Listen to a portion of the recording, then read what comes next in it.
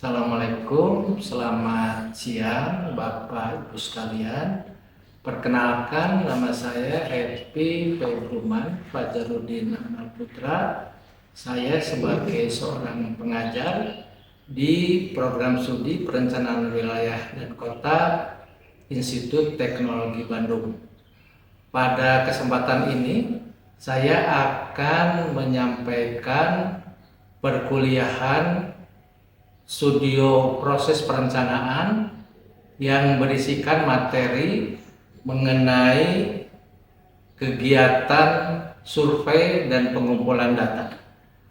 Adapun materi ini akan berisi identifikasi kebutuhan data, jenis dan sumber data dan informasi yang dibutuhkan, kualitas data, validitas dan reliabilitas data. Mata kuliah ini merupakan mata kuliah wajib di program studi perencanaan wilayah kota dan ditampilkan sebagai salah satu syarat dalam mengikuti sertifikasi dosen nasional.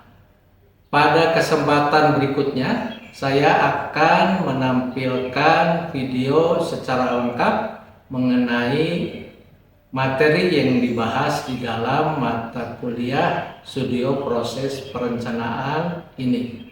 Terima kasih atas perhatian Bapak Ibu sekalian. Assalamualaikum dan selamat siang.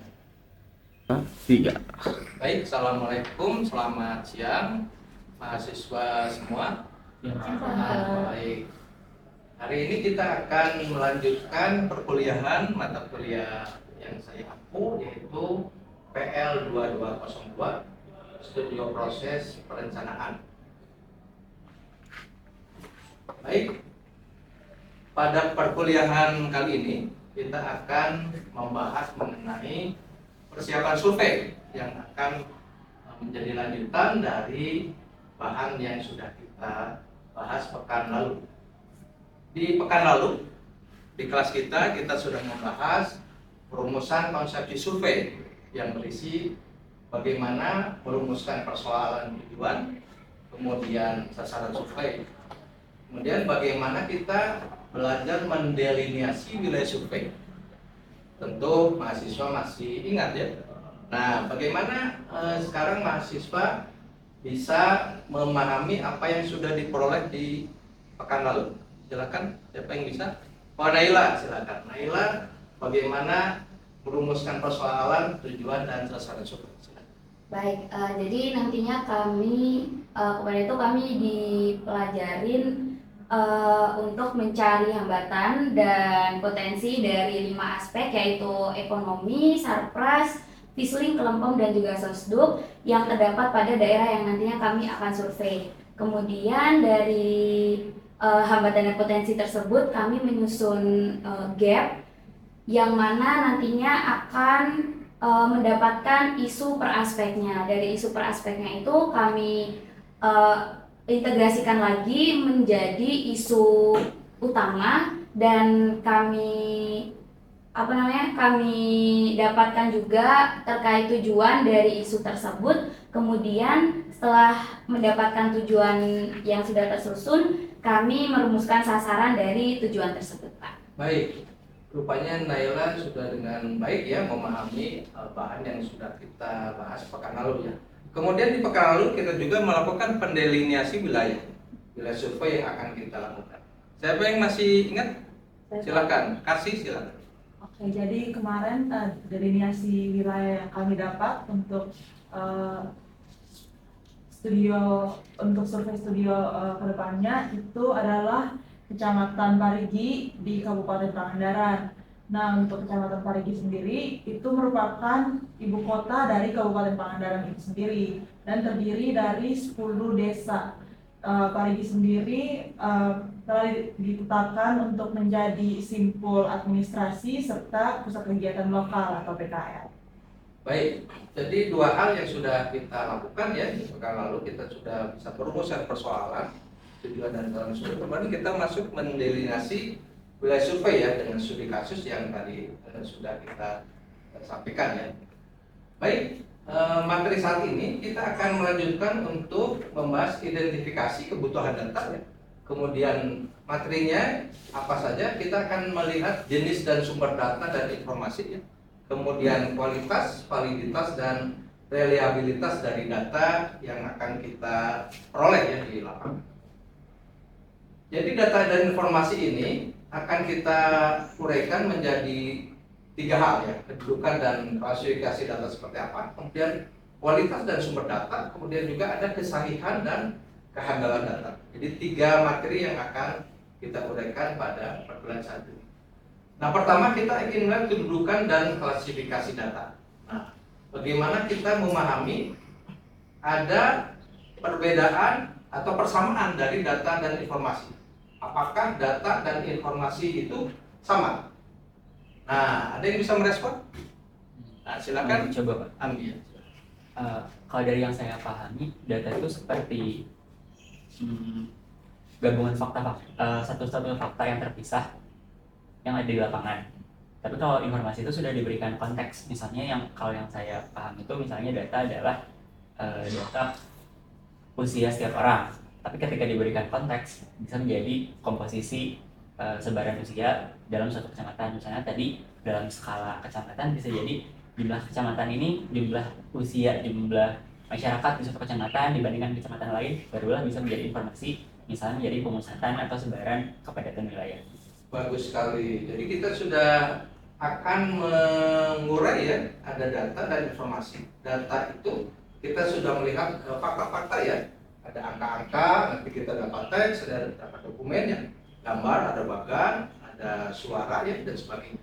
Kemudian data tersebut kita saring ya, dan kita olah. Ini ada sistem pengolahan atau analisis. Kemudian data ini memiliki makna ya, itu yang kemudian menjadi informasi. Baik. Nah, di sini kedudukan dan peranan data kita ya. Jadi kita sebagai perencana akan melihat objek yang akan kita rencanakan. Kemudian kita mendapatkan suplai data ya, kebutuhan datanya. Kemudian bagaimana kita bisa mendapatkan secara penuh ya. Kemudian semakin baik penyusunan data, berikut metode perolehan data, maka daerah yang akan direncanakan akan semakin teridentifikasi dengan lebih baik ya. Kemudian perencanaan tentu akan bisa kita lakukan dengan menganalisis ya, melihat ke depannya, meramalkan supaya wilayah tersebut akan kita rencanakan dengan baik.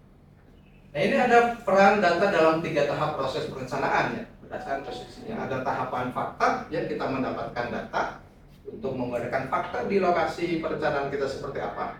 Kemudian kita lakukan pengolahan ya, analisis. Bagaimana data-data tersebut tadi menjadi informasi, kemudian kita analisis. Kemudian terakhir kita gabungkan ya, sintesis. Dan tentu ada feedback ya, umpan balik dari proses yang kita lakukan pada saat mulai mendapatkan data, kemudian menganalisis dan penggabungan. Umpan balik ini tentu akan memperbaiki dari proses yang kita lakukan. Nah, kemudian kita melihat bagaimana data sebagai tahapan sekuensial ya. Data itu sekuensial. Ya. Ada tahapan mulai dari tahapan definisi persoalan, kemudian perumusan tujuan, pengumpulan data ya, kemudian analisis data, identifikasi alternatif, evaluasi dan seleksi alternatif ya. Kemudian ada implementasi, pemantauan dan reevaluasi.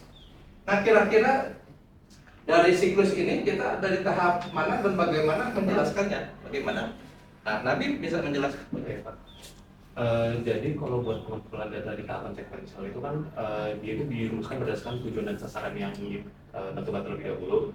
Jadi data di sini ditetapkan sebagai tahapan di mana berdasarkan tujuan dan sasaran kita mencari informasi apa yang kita butuhkan untuk menyusun analisis yang akan selanjutnya digunakan untuk mengevaluasi dan juga mengevaluasi persoalan yang ditetapkan di awal. Baik, jadi Nabil sudah menguraikan dengan baik ya di tahap kita, tahap pengumpulan data ya, dengan tadi nanti akan diuraikan seperti apa.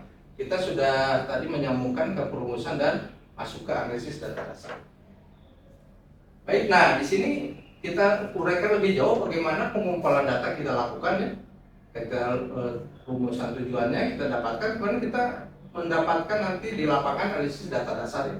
Kemudian masuk nanti kita melihat identifikasi alternatif, kemudian evaluasi dan seleksi, implementasi, pemantauan, evaluasi dan pendesain. Dari ini satu siklus ya.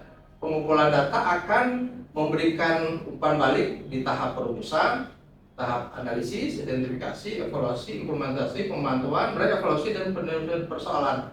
Jadi ternyata kita memahami tahap pengumpulan data itu tidak berhenti di tahap itu ya, tapi akan memberikan umpan balik kepada tahap-tahap yang lain. Nah, selanjutnya kita akan mengurai klasifikasi data.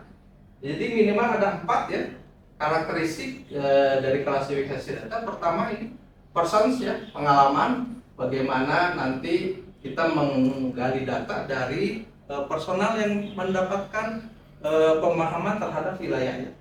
Kemudian place, fungsi dari tempat-tempat yang akan kita survei ya. Ini misalnya ada tempat ekonomi perdagangan di suatu kawasan sungai ya. Nah ini place ini akan memberi makna lain dibanding dengan kegiatan ekonomi di kawasan daratan. Kemudian ada event ya, event yang juga akan melihat bagaimana data tersebut akan berpengaruh terhadap pembangunan suatu kawasan ya. Dan outcome ya, pengamatan. Nah ini tingkat kemacetan di suatu kota ya, kita nanti mendapatkan pengamatan. Ternyata ada persoalan terhadap arus lalu lintas yang besar dan jaringan jalan yang terbatas. Ada 4 proses yang harus kita pahami. Kemudian dari klasifikasi data kita memahami ada 2 hal ya, data primer dan data sekunder berdasarkan cara perolehan. Kemudian berdasarkan sifat pengukuran ada 2 data kuantitatif dan data kualitatif. Nah, bagaimana kemudian mahasiswa sudah punya bayangan apa itu data primer sekunder, kemudian itu apa data kuantitatif dan kualitatif. Ada yang bisa merespon? Ipo mungkin silakan. Ya, Pak. Jadi kalau yang saya pahami itu terkait data primer mungkin lebih ke data yang diambil secara langsung atau secara pengamatannya itu langsung di lapangan. Sedangkan kalau data sekunder itu melalui data yang sudah diamati oleh orang lain, lalu kita olah data, lalu datanya sudah dirangkum dan menjadikan satu data tabular atau data teks yang sudah diolah. Lalu untuk secara kuantitatif dan kualitatif ini yang saya pahami mungkin kalau kuantitatif itu jatuhnya lebih ke perhitungan atau secara angka gitu. Kalau kualitatif itu lebih kepada deskripsi, narasi ataupun cerita dari dokumen yang nantinya tertulis ataupun tidak tertulis. Baik, sudah bagus ya respon terhadap jenis data ya dan juga kondisi data. Nah ini contohnya kita, nah bagaimana kita bisa mendapatkan data ya fenomena kemacetan di Jalan Cihamplas Kota Bandung yang saat ini juga sedang menjadi pembahasan ya. Bagaimana ada fungsi jaringan jalan, ada fungsi teras Cihamplas, ya, kemudian ada fungsi lingkungan ya. Nah kemudian bagaimana nanti seorang surveyor bisa mendapatkan data yang lengkap mengenai persoalan yang terjadi di contoh kasus ini. Kemudian ini ada formatnya ya, ada format data spasial yaitu bentuk data keruangan ya, jadi ada peta sebagai basis dari data yang akan kita tampilkan ini. Contohnya persebaran penduduk di suatu wilayah kota ya, Kota Bandung. Kemudian tabular, jadi kita mendapatkan data nanti dari instansi biasanya menyediakan data dalam bentuk tabel-tabel ya, ini kita dapatkan. Kemudian data grafik ya, skema atau bagan ini juga akan kita peroleh ya ketika kita nanti terutama menampilkan data dari hasil lapangan ya. Ada grafik dalam bentuk pie chart ya, ini bisa memperlihatkan komposisi atau proporsi ya. Kemudian dari garis juga kita bisa melihat trennya ya, bagaimana ya. Kemudian dari diagram batang bisa melihat perbandingan dari satu kategori dengan kategori lain. Kemudian berdasarkan sifat ya, ada data diskrit, ini terbatas data yang memiliki sejumlah keterbatasan nilai-nilai ya. Jadi di sini kita batasi apa data yang kita butuhkan, kemudian ada data continue. Kemudian berdasarkan waktu pengumpulannya ada data cross section ya. Kemudian ada data time series. Nah ini yang seringkali kita peroleh ya, butuhkan ya. Ketika seorang perencana mau menganalisis ya, minimal ada 5 tahun bahkan lebih dari itu sudah bagus ya untuk bisa mendapatkan kecenderungan ya dari personel. Kemudian dari tingkat pengukuran ada data rasio ya, kemudian ada data interval, ada data ordinal dan ada data nominal ya. Nah selanjutnya berdasarkan tema. Nah biasanya kita ada tema yang sudah ditata ya untuk masuk ke data perencanaan wilayah dan kota ya. Kira-kira yang sudah dipahami dari kuliah sebelumnya, Naila, ada tema apa? 5 tema yang biasa kita lakukan. Untuk temanya itu mungkin dari aspek fisik dan lingkungan, kemudian sosial dan kependudukan, kemudian sarana dan prasarana, ekonomi wilayah, dan juga kelompok Pak. Betul. Lembaga Jadi dan kebudayaan. ini 5 hal yang senantiasa akan jadikan panduan ya sebagai seorang calon perencana yang tentu akan nanti terkait dengan data yang kita butuhkan ya. Pertama adalah aspek fisik lingkungan atau fisling ya. Kita akan membutuhkan data seperti ini. Kemudian sosial kependudukan ya, data ukuran, komposisi, distribusi spasial ya. Kemudian aspek ekonomi ya, ada aspek ekonomi perkotaan atau wilayah ya. Kita mendapatkan data pertumbuhan perekonomian wilayah, kemudian sektor basis wilayah ya. Kemudian sarana prasarana ya, bagaimana sistem jaringan sarana prasarana di kawasan atau wilayah yang akan kita survei ya. Kemudian pelembagaan dan pembiayaan ya, bagaimana kita akan mendapatkan data dan informasi ya. Kita lakukan wawancara ya, kemudian kita dapatkan kebijakan ya, dan juga program-program yang ada di wilayah yang akan kita survei. Jadi 5 aspek yang akan menjadi panduan kita ketika akan menguraikan data. Berikutnya kita butuh kualitas dan sumber data ya. Nah ini kualitas data, jadi data yang kita cari dan kita peroleh di survei itu akan banyak sekali bentuk macamnya. Nah perencana kemudian harus bisa memilah dan memilih ya, sehingga data itu menjadi berkualitas.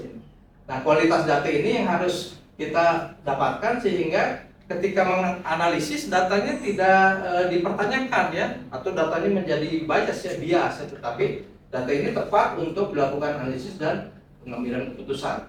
Nah ini yang penting, ada kualitas data. Ada 5 komponen kualitas data. Nah, mungkin Pipo bisa memberikan respon tentang 5 komponen ini, apa yang dipahami?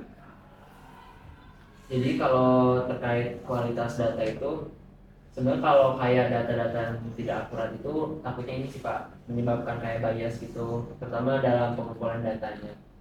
Selain itu kelengkapan data ini juga sebagai sesuatu yang harus kita lihat dalam suatu yang update gitu atau yang selalu diperbarui, karena nantinya kawasan yang kita teliti juga itu kan harus melalui konteks yang ada sekarang.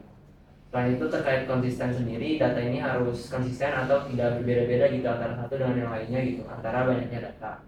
Lalu kalau misalkan untuk relevansinya, pastinya ini sangat penting juga ya kalau misalkan di kawasan tertentu, karena kawasan-kawasan tertentu kan pastinya data-data yang dimiliki beda-beda dan nantinya pengolahan datanya pasti akan berpengaruh juga terkait relevansi data yang dimiliki. Mungkin itu sih Pak yang saya pahami. Baik sekali ya respon dari Pipo, bagaimana kita mendapatkan data yang berkualitas ya, supaya terukur keakuratannya ya, kemudian kelengkapannya jangan sampai ada yang terlewat, bolong-bolong ya. Kemudian kebaruan ya, data yang lama mungkin proyeksinya akan berbeda dengan data baru ya. Kemudian dia konsisten ya, jangan sampai ada lonjakan data yang tidak jelas ya, kemudian relevan, jadi terkait dengan persoalan yang akan kita nanti selesaikan di lapangan. Jadi kualitas data yang harus kita peroleh. Ini contoh keakuratan datanya ya. Ini kita akan mendapatkan banyak data penduduk, bagaimana yang akurat ya, data sekolah ya. Kemudian kebaruannya ya, bagaimana kita update terus kebaruan data ya. Kemudian konsisten harus sama ya, sumbernya sama ya. Sumber berbeda dan datanya harus sama dan relevan ya, memiliki keterkaitan.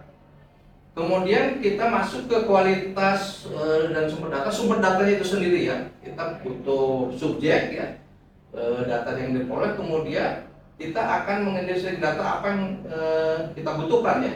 Ini datanya, di mana data, kemudian bagaimana cara memperoleh, apakah data sebanyak itu sudah sepadan ya, atau belum untuk memecahkan persoalan riset. Nah ini kita harus kemudian memahami bagaimana ketika mau mengidentifikasi data, kita pahami kerangka acuan ya. Kita misalnya mau tadi melakukan survei di suatu kawasan, apa yang akan kita kaji ya, kemudian kajian literatur ya, kita siapkan, kemudian juga kita identifikasi datanya, ini variabelnya, kemudian kata-kata kunci ya, dan variabel untuk misalnya kita mau mengidentifikasi karakteristik guna lahan dan kegiatan di Kota Bandung. Nah mungkin Ambia bisa merespon bagaimana kira-kira kata-kata kunci ya, dan variabel untuk mengidentifikasi karakteristik guna lahan dan kegiatan di Kota Bandung. Kalau dilihat dari perspektif 5 aspek tadi, sepertinya untuk topik identifikasi karakteristik guna lahan bisa dilihat paling besarnya dari aspek kesediaan lingkungan dulu Pak. Dilihat dari sisi spasialnya, apakah data-data yang akan menjadi kata kuncinya, yang saya pikir sekarang adalah terkait jenis-jenis guna lahannya saja, sebarnya di mana, dan juga luasannya seperti apa dari tahun ke tahun. Sementara untuk kegiatan mungkin bisa gabungan dari sisi aspek sosial kependudukan dan juga ekonomi, untuk melihat apa saja jenis-jenis kegiatan yang terjadi di atas guna lahan, dan mungkin baiknya dalam beberapa rentang waktu yang tahun yang berbeda agar dapat diidentifikasi bagaimana perubahan karakteristiknya seiring waktu. Sepertinya begitu. Baik, jadi tadi sudah tepat ya, kita mau melakukan identifikasi karakteristik guna lahan dan kegiatan di Kota Bandung. Tadi beberapa hal sudah baik disampaikan oleh Ambia. Nah ini, jadi kita akan mencari tahu, mengeksplorasi kota, kemudian karakteristik sifat jenis maupun tipologi ya, variabel itu objek penelitian atau apa yang menjadi fokus di dalam penelitian kita. Ini informasi yang perlu dikumpulkan ya, distribusi persebaran, kemudian keterkaitan dan tingkat perkembangan. Ini contoh informasi keterkaitannya antara tadi penduduk dengan persebaran guna lahan ya, kemudian kita gabungkan di dalam satu peta. Ini informasi tingkat perkembangan ya, bagaimana kita melihat perkembangan dari tahun 2000 menjadi sampai 2010 ya, jadi 10 tahun bagaimana tingkat perkembangannya, apakah menaik, menurun ya, eksplorasi atau linear ya. Kemudian subjek data juga kita lihat ya, bagaimana kita mau melakukan wawancara, kemudian juga kita mau melakukan observasi terhadap benda kita, kemudian juga dokumentasi ya terhadap. Baik, kita sudah selesai sesi materi ya. Kita akan lanjutkan ke sesi tanya jawab. Ya. Baik, kita sekarang akan melanjutkan ke diskusi dan tanya jawab ya setelah kita memahami materi. Silakan, ada yang mau didiskusikan. Baik, kita silakan. Mungkin saya izin bertanya Pak terkait data ini. Pertama kan kalau misalkan di lapangan atau di satu kawasan itu kan konteksnya pasti sangat luas dan mungkin dinamika dalam survei itu sangat banyak. Saya penasaran Pak, kira-kira bagaimana caranya kita membatasi data mana saja yang kita perlukan, data mana saja yang kita tidak perlukan. Mungkin itu seperti itu.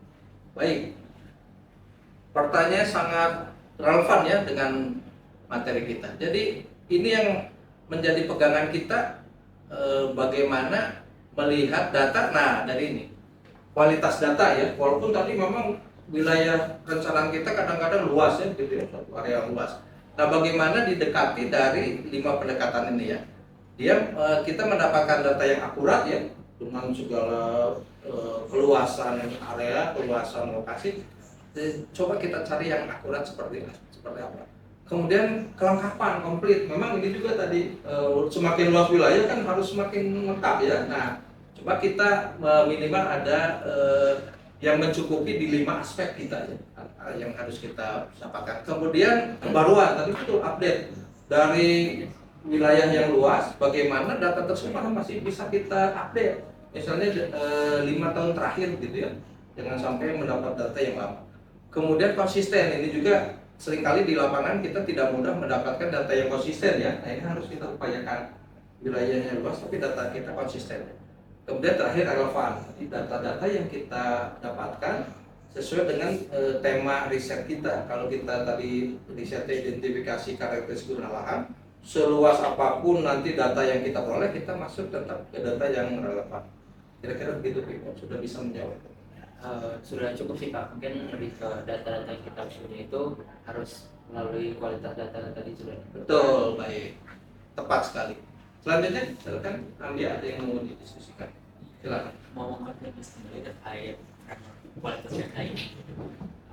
Dalam konteks Indonesia yang sepertinya mungkin ketersediaan data yang berbeda setiap wilayah, untuk perencanaan sebaiknya bagaimana kita menentukan batas historis dari datanya, terutama untuk memenuhi aspek kelengkapan, kebaruan dan juga relevansi. Apakah ada patokan tertentu minimal jumlah data historis yang kita ambil agar bisa memproyeksikan ke depan, atau sebaiknya seperti apa? Baik, itu sangat relevan ya pertanyaan Ambia dan Pipo tadi, dan terkait dengan wilayah studi kita di negara kita yang sangat luas ya, dan ketersediaan datanya juga sangat heterogen ya, terutama di kawasan-kawasan terluar, terjauh begitu, atau kawasan-kawasan yang tidak dekat dengan pusat-pusat kegiatan, atau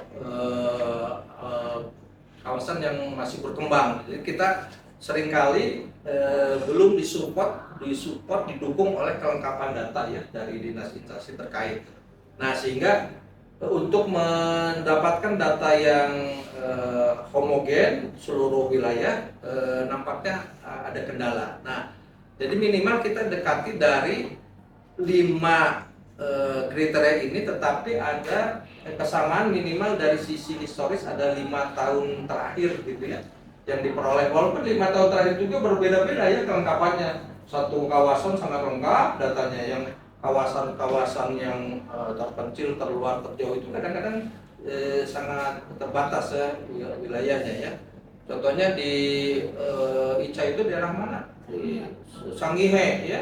Di Sangihe itu datanya sulit ya, mendapatkan data lengkap dari apalagi time series yang lengkap itu tidak mudah ya untuk bisa diekstrapolasi gitu. Jadi itu kendala-kendala yang dihadapi. Tetapi paling tidak kita dengan mendapatkan 5 tahun itu, walaupun tidak selengkap wilayah lain, ini bisa diperoleh untuk melakukan analisis ekstrapolasi dan tahap berikutnya. Baik, tanya jawab mungkin sementara kita cukupkan ya, karena ini masih banyak sekali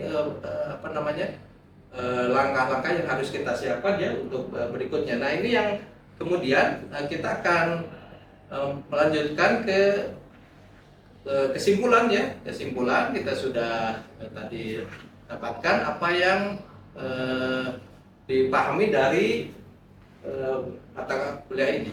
Nah, sehingga di pekan depan kita akan melanjutkan ke penugasan ya, identifikasi kebutuhan data untuk survei. Nah, kira-kira Ica, kira-kira bisa dipahami identifikasi kebutuhan data untuk survei pekan depan itu apa yang kita sudah bayangkan? Mungkin yang saya bayangkan adalah pertama-tama menyiapkan dulu ya data apa saja yang perlu kita cari atau perlu kita dapatkan untuk survei tersebut.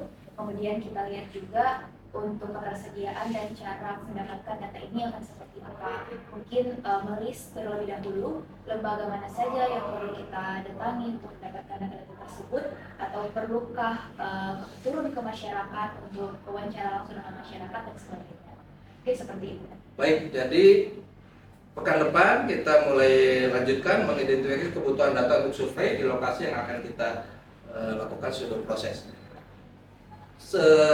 Berikutnya di pekan depan juga kita akan melanjutkan materi kuliah teknik pengumpulan data ya. Jadi setelah kita hari ini memahami tentang data, teknik pengumpulan data, kita akan melihat bagaimana teknik pengumpulan data primer dan sekunder ya. Kemudian sampling probabilistik dan non probabilistik, kemudian panduan observasi, plotting dan traffic countingnya. Ini pekan depan akan kita lakukan. Kemudian ini pustaka rujukan utama ya. Ada rujukan dari mata kuliah studio proses perencanaan ini akan membantu kita dalam memahami materi-materi yang terkait. Baik, dengan demikian kuliah pada hari ini sudah bisa dilakukan dengan baik ya, dan mahasiswa sudah bisa merespon dengan baik apa yang sudah didapatkan di pekan lalu. Kemudian saat ini dengan pemahaman ya, kemudian juga persiapan untuk pekan depan ya. Saya ucapkan terima kasih ya, semoga materi kuliah hari ini bisa buat manfaat bagi kita, terutama untuk persiapan menyelesaikan studio proses perencanaan. Terima kasih. Assalamualaikum dan selamat siang. Waalaikumsalam. Siap, Pak. Terima kasih, Pak.